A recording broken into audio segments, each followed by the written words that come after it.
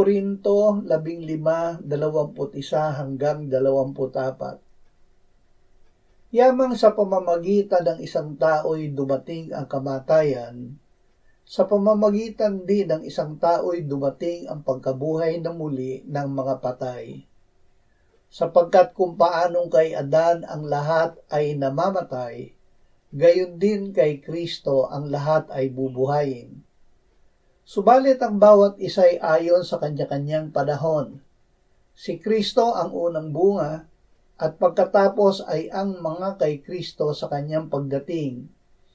Pagkatapos ay darating ang wakas, kapag kanyang ibinigay ang kaharian sa Diyos Ama, pagkatapos nalipulin niya ang lahat ng paghahari at lahat ng kapamahalaan at kapangyarihan. Ang pagkabuhay na muli. Dahil si Adan ay nagkasala, umiral ang parusa ng kautusan. Ang kabayaran ng kasalanan ay kamatayan. Ngunit ang Diyos ay nagbigay ng higit na kaloob na walang bayad, ang buhay na walang hanggan kay Kristo Jesus na Panginoon natin.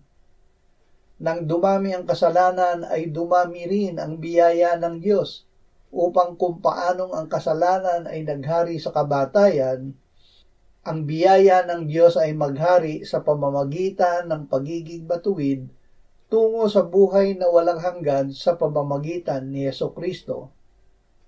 Ang mga mananampalatayang namatay ay muling bubuhayin, at ang mga nabubuhay ay aagawing kasama nila sa ulap upang salubungin ng Panginoong Hesus sa papawirin, at sa gayon ay makakapiling natin ang Panginoon magpakailanman.